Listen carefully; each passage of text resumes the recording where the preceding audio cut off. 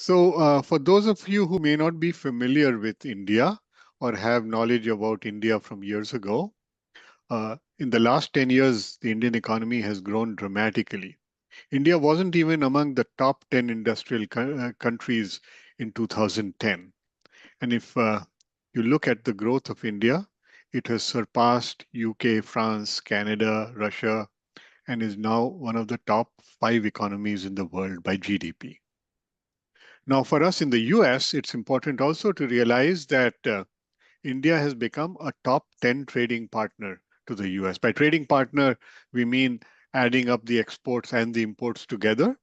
So obviously, China and Canada and Mexico and you know are larger, but India has been rapidly rising. When I first started my company in 22 years ago, Singapore and Belgium had more trade with the US than India did. And so it's been a meteoric rise. But something very important happened last Thursday. Apple Computer announced that it will start importing virtually all of its iPhones from manufacturing facilities in India and cut back on China dramatically. Last year, Apple already imported $22 billion of iPhones from India. They're going to double that number to at least 44 billion in 2026. And that's a dramatic change for a company such as Apple, which has been so vested in its Taiwanese vendors who are producing the products for them in Shenzhen and other parts of China.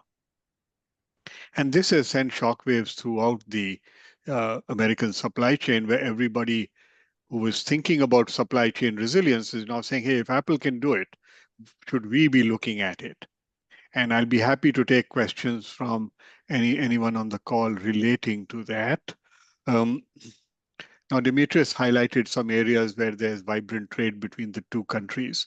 And if you look at the trade numbers published or reported, they include some things that can be quite confusing. So in jewelry and gems, for example, there's a lot of trade going back and forth between the two countries where the same item, may travel from India back to the US and then back again. So the numbers can be, deceptively large. The same thing is true interestingly in aircraft. You'll see if you look at the trade numbers that India exports a lot of aircraft parts to the US.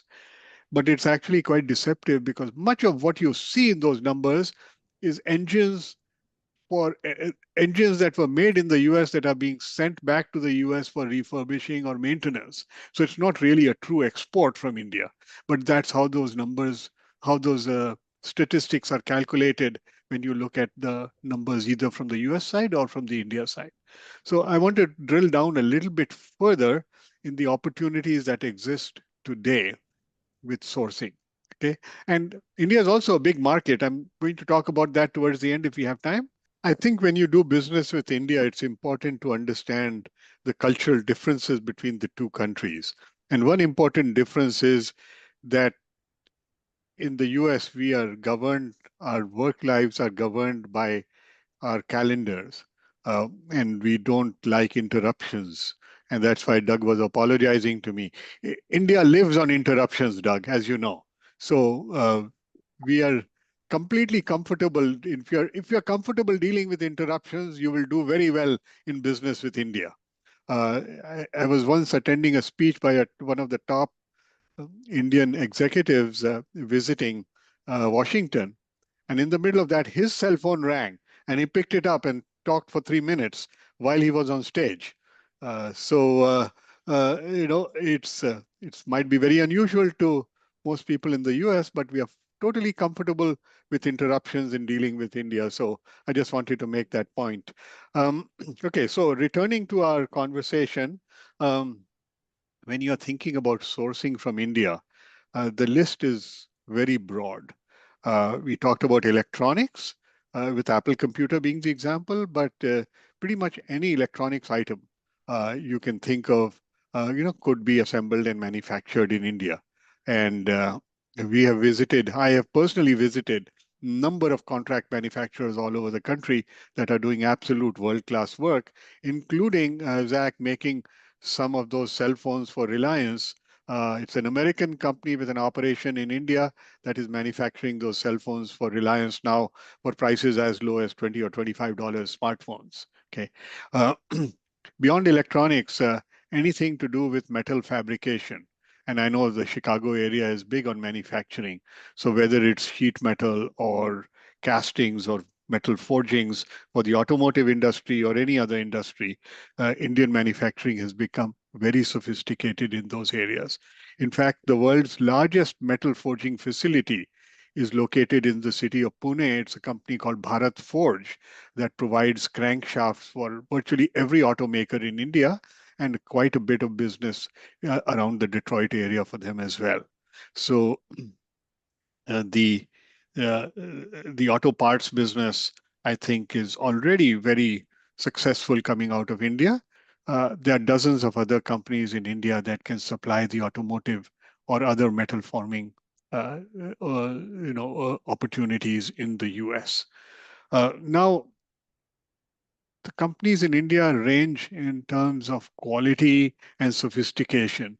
So you do need somebody with feet on the ground to be able to visit these facilities and evaluate which of them are ready to do business with the US.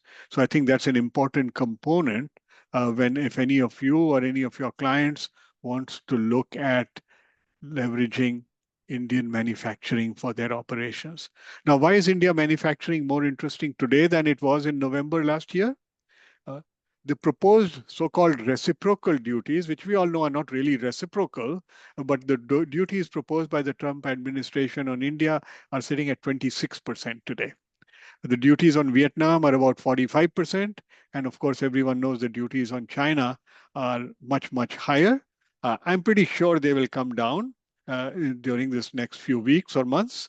But still, the idea is that they'll be substantially higher than the duties on product coming from India.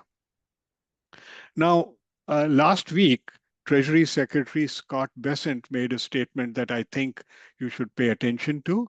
He said India might be the first country to sign a bilateral investment agreement, investment and trade agreement with the United States. A team from India was in Washington, D.C. for 3 days last week, negotiating over 19 separate initiatives relating to bilateral trade and relating to duties that India imposes on American products and the US is now imposing on Indian products. So I'm sure that there will be items that will not be charged the 26% duty when all of this is settled. Okay. And the time to start looking at India is now rather than waiting until the duty is settled down.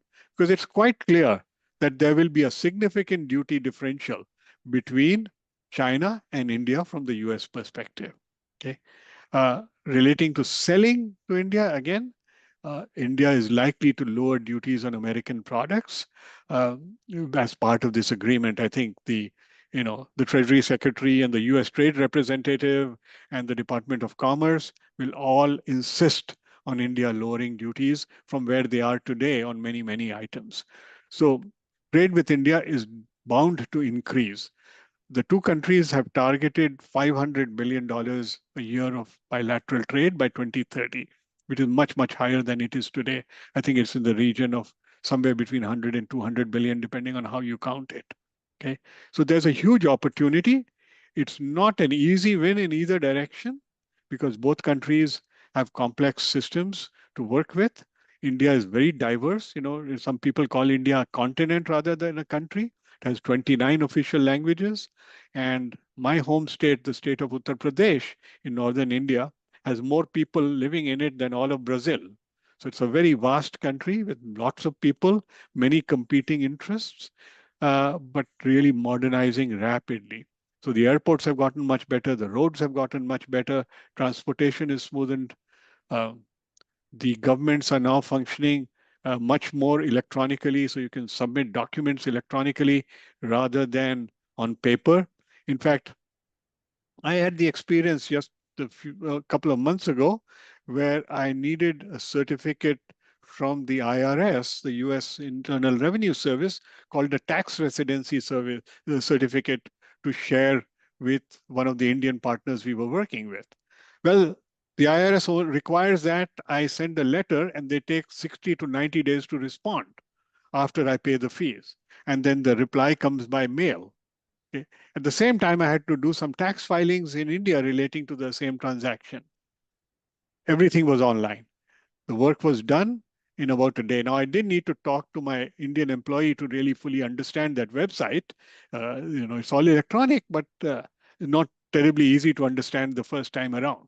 But my work in India was done, in a few hours compared to 60 to 90 days dealing with the IRS. And this is, before all the IRS cutbacks. So I think the time will increase going forward.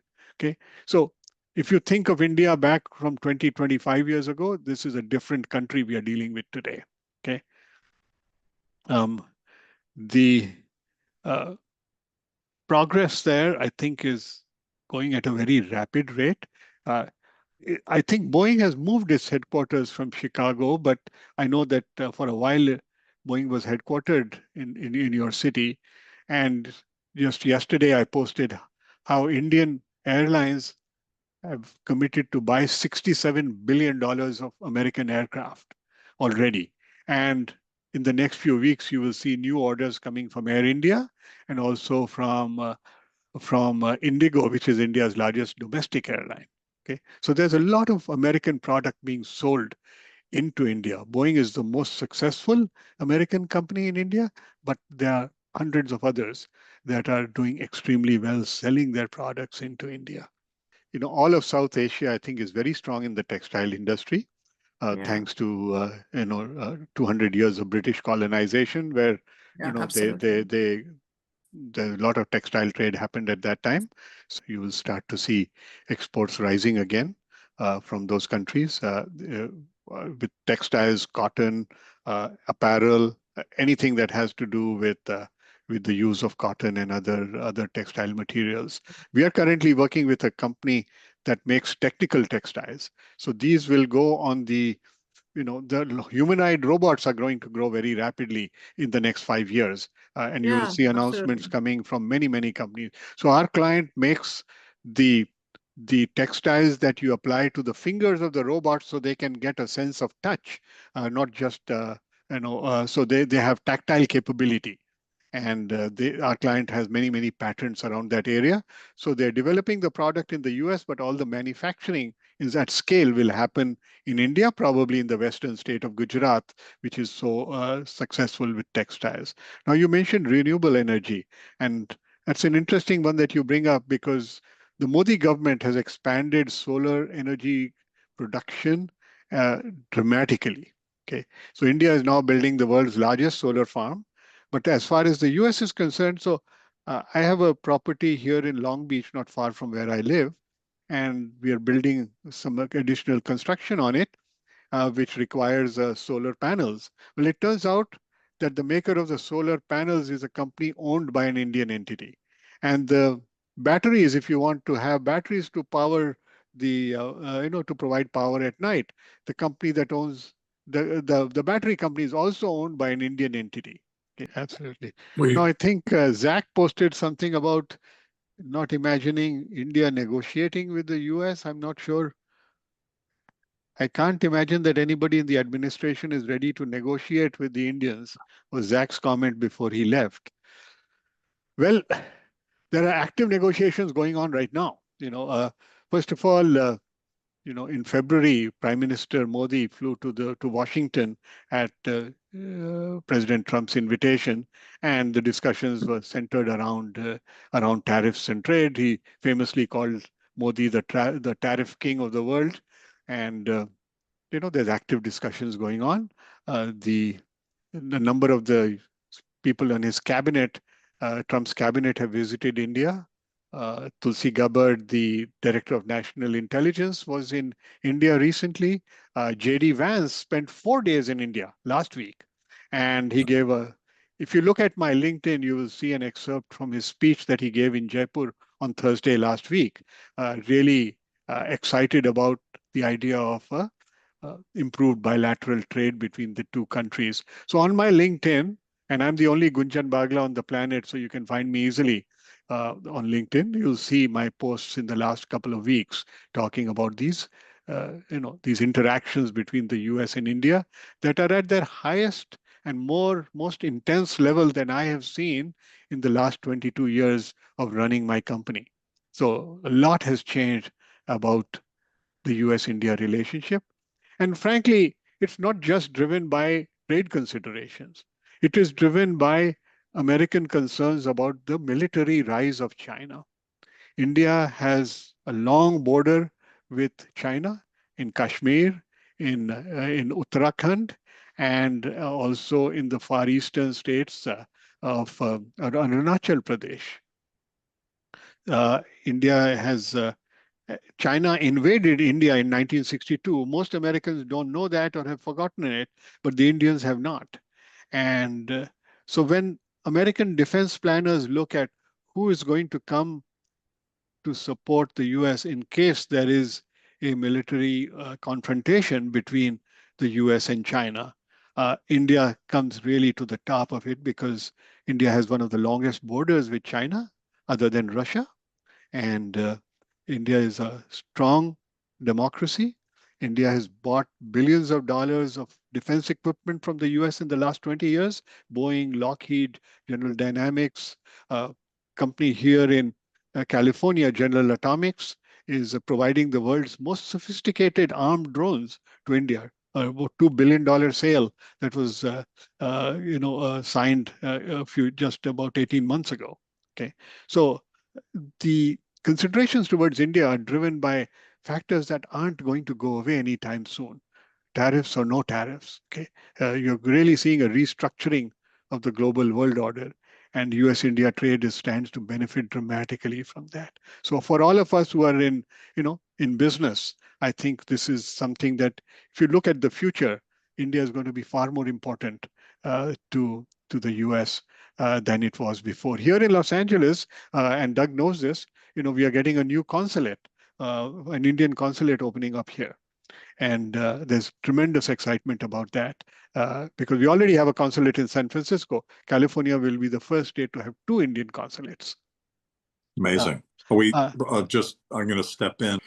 Gunjan Bagla is the only Gunjan Bagla in the world, not just because of his name, but because of his expertise and his background and the way he analyzes the situation. And I think, to his point, the fact that Apple made this decision, the question of whether India is in good stead with the US and the US Americans would negotiate with India, that was decided earlier, and India or Apple already recognized that, and they made a huge decision for their company and the future of their company based on analyzing the situation. And so they answered that question by making that investment decision.